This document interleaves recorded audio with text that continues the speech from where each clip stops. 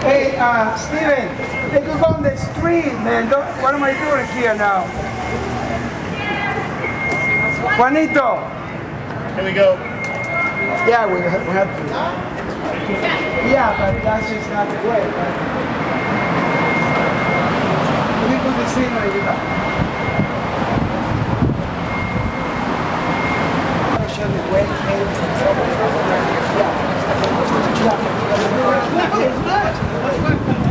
So how about we do this one first? There's a little bit of a scenario. This one.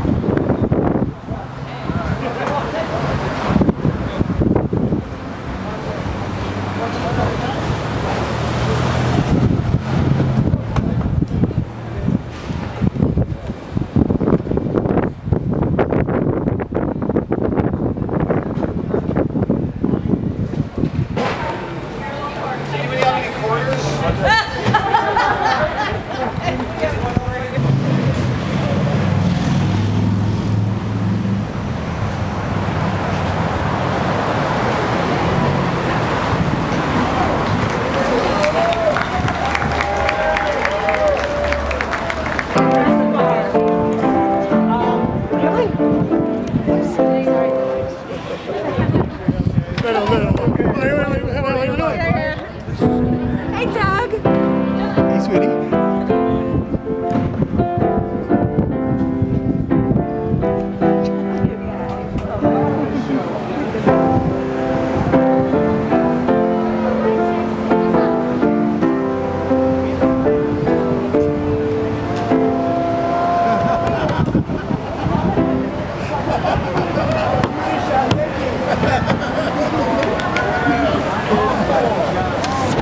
You learned that in military school.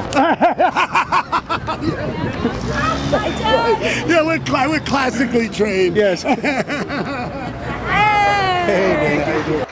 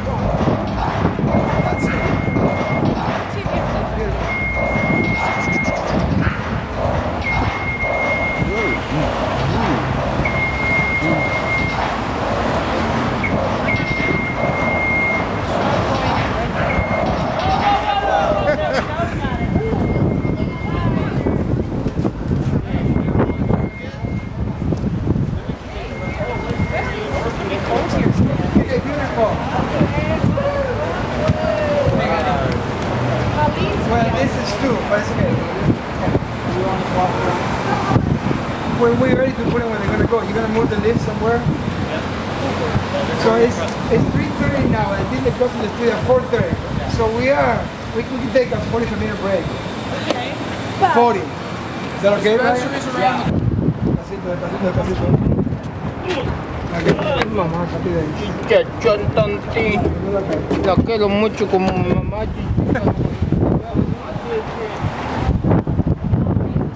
Okay, try the speaker. Check. Okay, great. So, the rope pulling is a very specific, important task because what you're doing, you see all these ropes that are coming down? What we're doing is we're removing the sails from being attached to the bottom of the braces here. And I can do one kind of, like there are two more. That one and I'll do this one in a minute.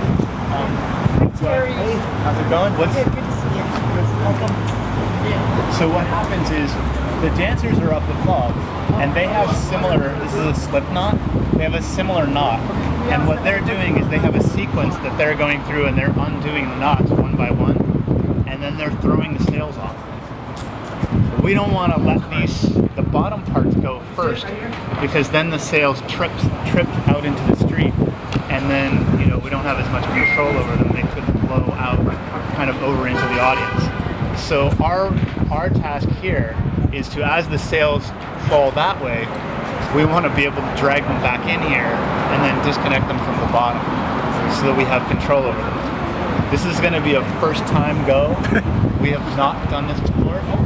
It's going to be all kinds of fun and kind of hectic. But that's how we do these things. It's good. It's always the best. So what you see is that at the bottom there's a slip knot right here, and there's a tail that tails down. And there are 5 locations, as you can see. So on each of the pillars, 1, 2, 3, 4, 5 here. So for example, this location only has one sail pole. So you would take the tape off, right, that you just did, and then you pull this, right? Yeah. And as soon as you pull that loop out, The sail goes. the sail, it will go through, but the rope has to travel all the way through that loop. Yeah. So basically, once you pull that, you're only going to do that once the sail is already kind of coming down it's on the ground, pretty much. So you can grab the sail, pull the knot, and then you pull the sail down so that all the rope comes out.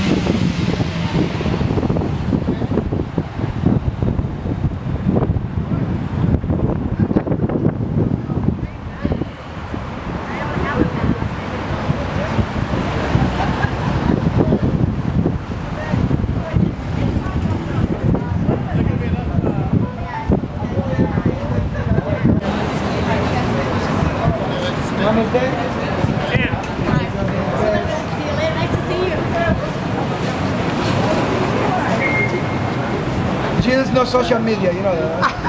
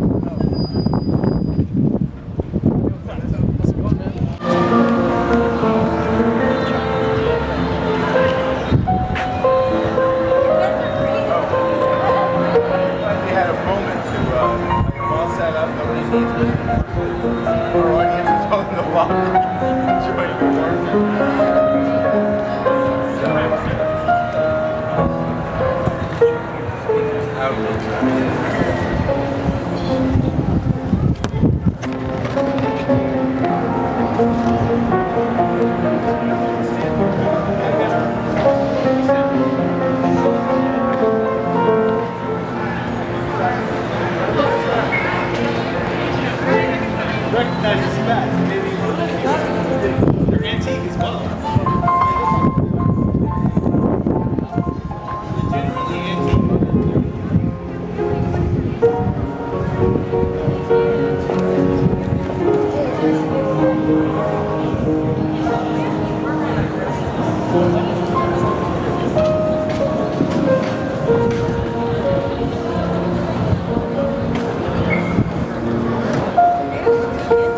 Okay, everybody, we're ready to start the dress rehearsals. Venus, to your positions. Woo, thank you all so much. This is so awesome.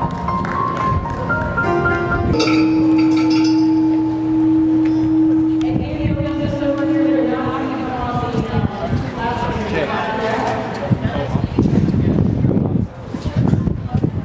Maybe all we need to win. Okay, perfect. All right, take some time.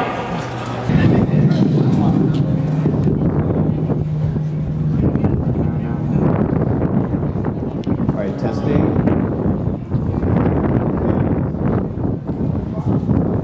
Masks. Don't put on your masks yet. Slithy toast and gyre and gimbal in the wake. All mimsy, where the borogroves as the mom rats sound great.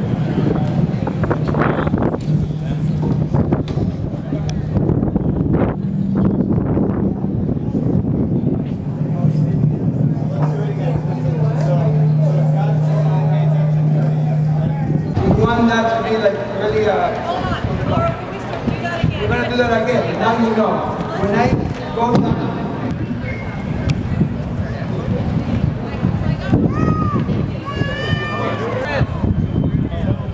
look at Brian, thing up, holding hand, when I hit it down, boom, we start with our routine. The red thing, red thing. When the red thing goes down, look at me, boom, okay?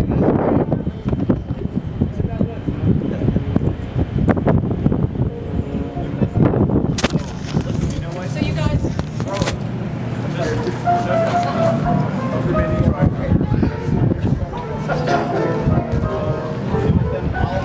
Right.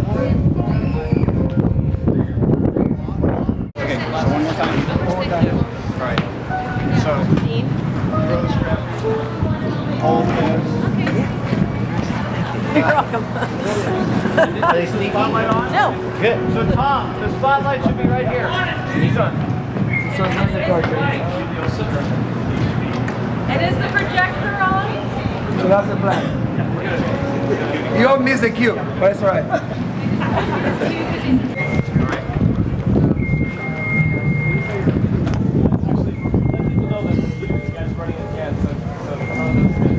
So Tom, we're just doing this one more time. So we're gonna wait for you.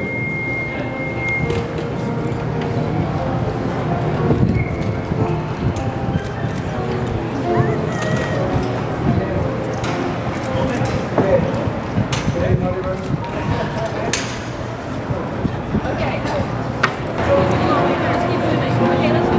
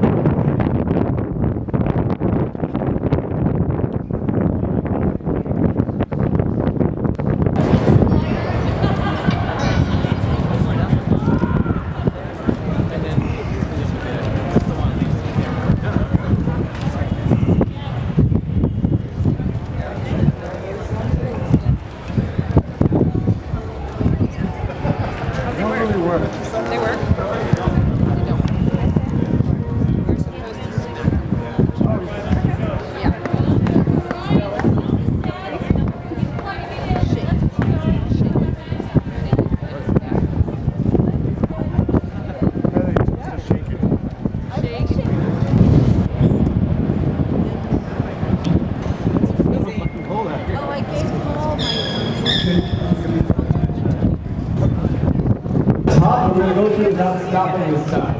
Okay? Here we go.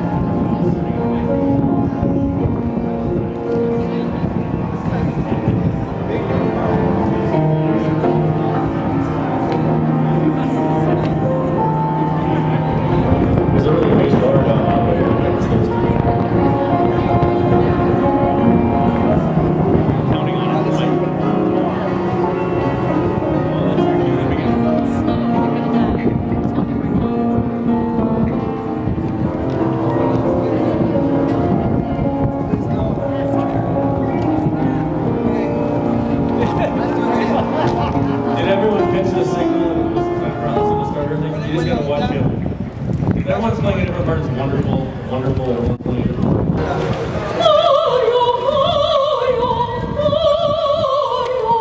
Son qui.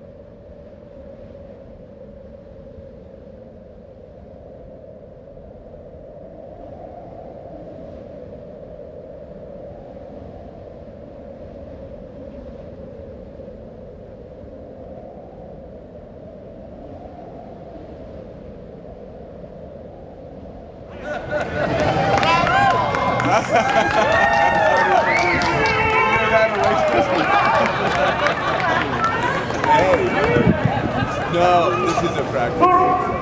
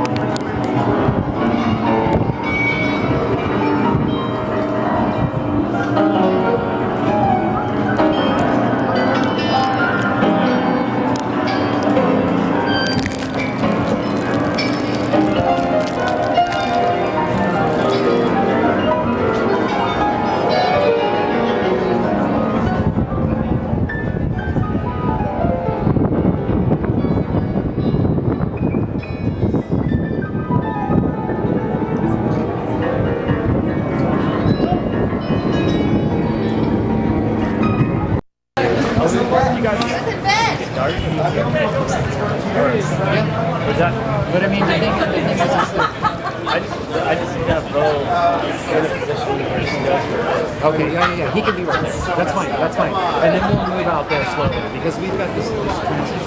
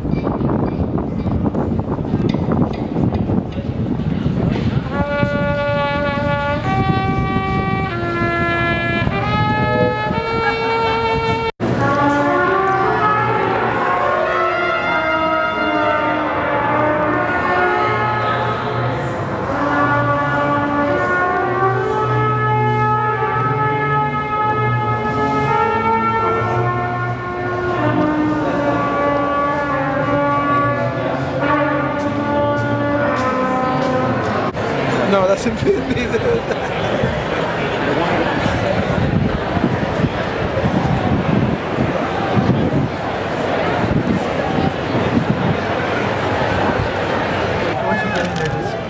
Okay, is this any better? Okay, this is what we got. Thank you, Nick. So this is a non-smoking event. Welcome. Okay, that's out of the way. It is our pleasure and our wish that you please refrain from using flash photography. But don't worry, we have an entire crew of skilled documentarians at work. You'll see them everywhere. To open the happening, I would like to introduce Tom DeCaney, who is the Director of Cultural Affairs. Tom DeCaney is the Director of Cultural Affairs for the City and County of San Francisco. Tom, take it away.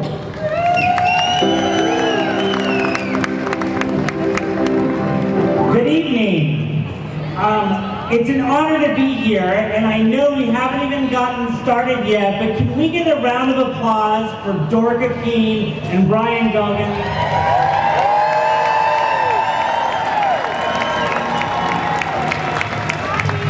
I just got back from Detroit. In the art world, we call this art activation. And it's incredible to be here in San Francisco celebrating local San Francisco artists at an art opening with original works commissioned for tonight's event. For those of you that don't know why you're here, or maybe don't know fully why you're here, we're here to celebrate the dedication of a new work here at Avalon Bay as part of the city's 1% for Art ordinance. So here in the downtown C3 district, we're lucky in San Francisco because we require developers to commission 1% of their construction budget for public art. San Francisco led the way with this ordinance across the country. We also have an incredible ordinance of 2% of public construction budgets for every public infrastructure work across the city. And it's a part of the work we do at the Arts Commission to make sure that artists continue to live and work in San Francisco.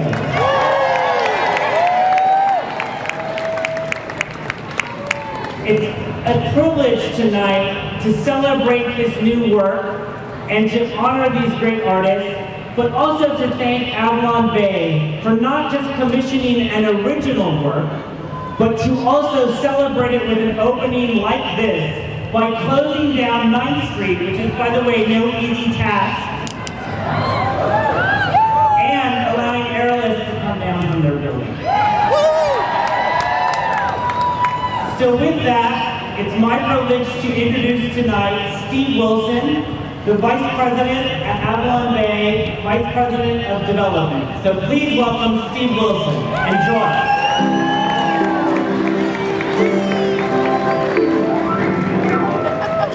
When this was first pitched to me by Meg Spriggs, I was speechless. I stand today and stare at it, I'm still speechless. Just in awe of the incredible creativity, energy that reflects San Francisco from Brian and Dorca. Want to thank a few people, the Black Rock Arts Foundation for introducing us. And certainly Brian and Dorca, and all the many people that helped us build this beautiful building, and hopefully, at some point you'll come and take a look. It's our pleasure to host this. We are so excited, so proud that we can be a part of this in San Francisco and share this with the citizens and anyone who comes to our great city. Thank you.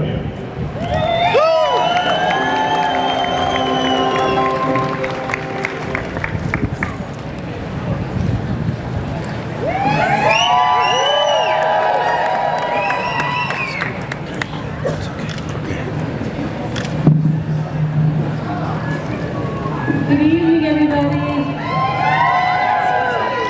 Thank you so much for coming out to celebrate with us on this magical evening. I just want to take a moment and witness you all. There's magic all around us, and you're all magicians. And like all good magicians, you have a bag of tricks. And in your bag, you have a transistor radio. So pull it out now. And if you didn't bring one, meet your neighbor and share theirs. Are you pulling out your transistor radios right now? All right. I'm going to ask you to tune in to 90.9 FM. The Old Palace Hotel radio station. Are you guys doing this? And you know you're going to get there when you hear bells, Buddhist bells.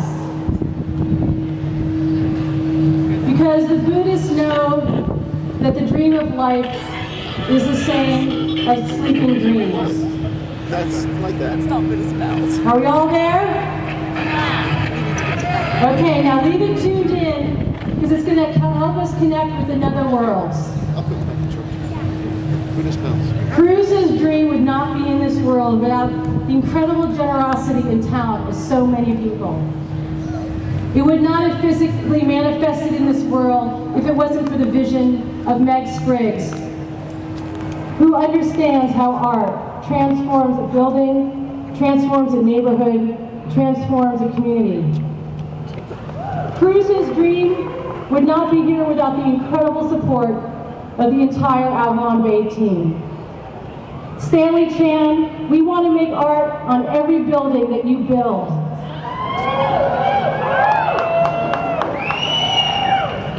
Joe Kirchhoffer and Paul Corbin, you smoothed and massaged the birth of 13 one-ton steel and glass pianos.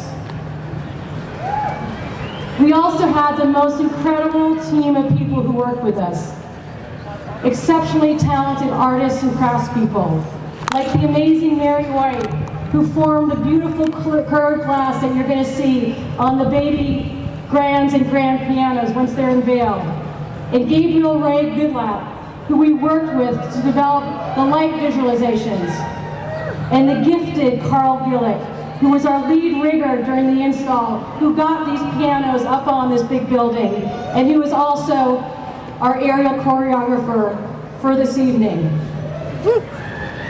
And this happening tonight was just a dream in December. And again, I'm humbled by the outpouring of talent that has come out to make this happen. The aerialists, the performers, the singers, the pianists, and everyone behind the scenes. And we are also grateful to the Ken Rainiff Foundation and to Black Rock Arts Foundation for making this evening happen. And then, of course, there's my magical friend and collaborator, Brian Goggin.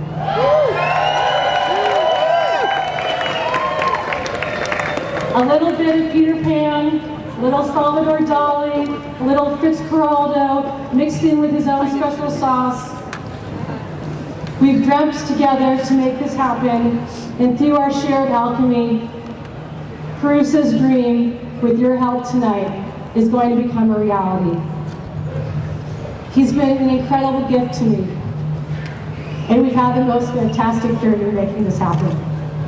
And now, he's going to take us all into the dream world.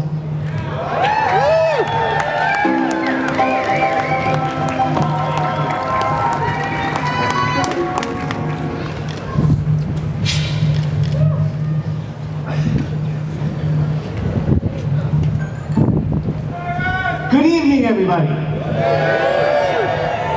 So, who is Caruso, and what is this dream about anyway? And my room still rocked like a boat on the sea. Caruso's dream. On April 17th, 1906, Enrico Caruso, the most popular tenor of his time, performed at the San Francisco Mission Opera House. He was one of the first artists to embrace phonograph cylinder recording technology. Through that medium, he was able to reach an audience of millions. He was enormously popular here in San Francisco. A piano, remember, at that time, was as indispensable in the family quarters as a laptop or a computer is today. That night, Caruso tucked himself into a very posh suite at the Palace Hotel, just a few blocks from here. With his 54 steamer trunks, he climbed into bed and he slept very happily after his successful reception at the opera. But the next morning, at 5:12 a.m., an 8.2 earthquake hit San Francisco. Caruso was jolted from his bed by the roar of the quake. As the room rocked, he stumbled to the window. He did not know whether he was awake or he was still dreaming. That moment was the inspiration for this artwork. I had a vision of glass and steel pianos hanging 25 feet above the sidewalk, 13 of them, larger than life size, uprights, grands, baby grands, tethered off the side of this building, perhaps like notes on a scale or a tumbling sound wave, fragile forms illuminated with the voice of Caruso moving inside. Amazing, right? Then I woke up. There's the inspiration, and then there's the hard work. 43 incredibly talented local artist friends helped us craft and assemble the 9,999 pieces together by hand to make this artwork in this town at this time. We drew plans, we made models, we welded, drilled, and riveted steel. We milled reclaimed wood. We cut, slumped, and installed 941 pieces of salvaged factory glass. How did all this happen? I had an amazing collaborator on this project. The fantastical, the marvelous, the flexible, and the patient Goggin. Thank you, Dorka. These Bay Area craftspeople and artists with whom we worked are resourceful, creative, and beyond persistent. Team, I promise we will not create another sculpture with more than 9,888 pieces for at least a year. Now, please put on your masks. Oh, you know what? Just a second.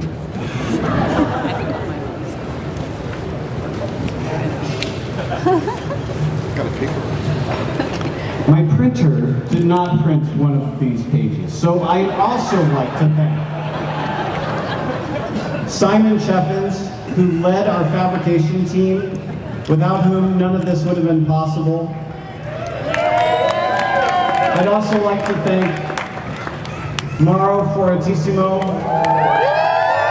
brought all of these pianos here tonight as part of the Sunset Piano Project. Veronica Kraus, who came all the way up from LA, composed an original piece of music commemorating the earthquake tonight. Thank you. And my muse, my wife, Florencia. Thank you. If I've forgotten anybody because of that printer mistake, oops, I'm so sorry, but thank you, everybody. I also wanted to thank the community here in San Francisco. I moved here in 1988. Ever since then, I've been making art with people here in the Bay Area. Without this town, I wouldn't be able to be the artist that I am, and I greatly appreciate the support of all of you guys, and I'm looking forward to a lifetime living here and making art with you. Now, please put on your masks if you haven't already done so. I'm gonna put on mine. Okay.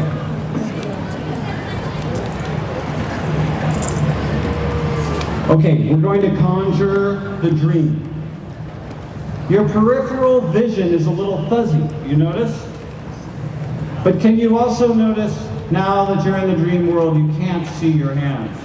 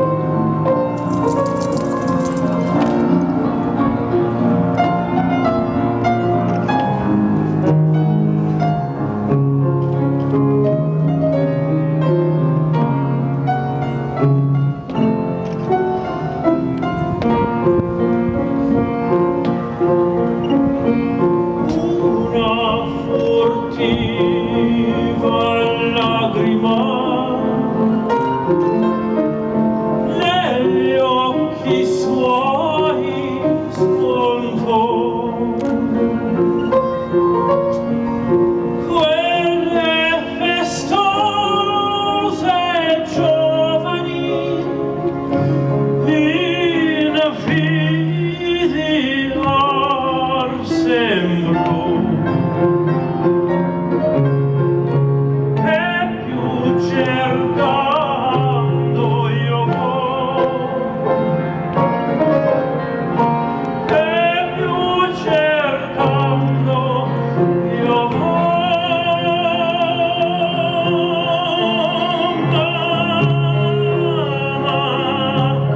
si muove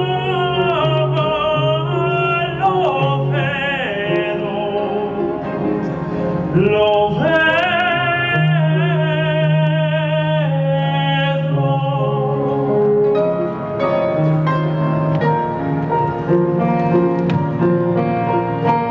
un solo istante i palpiti del suo bel cuor sentì in me sospir confonde per poco a suoi sospir i palpiti sentir confondere i miei con suoi sospir cielo si può morire Io non chiedo, non chiedo. Oh, cielo, si può morire. Io non chiedo, non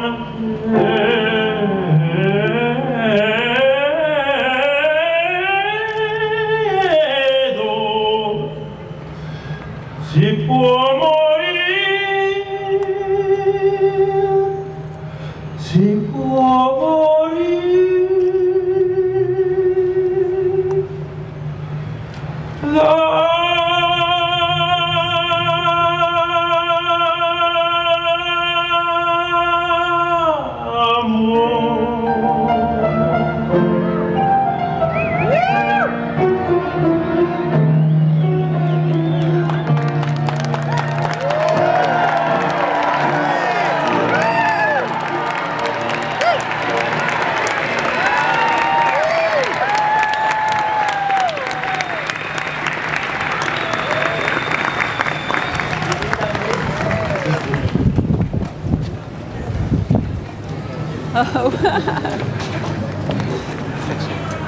Buonasera.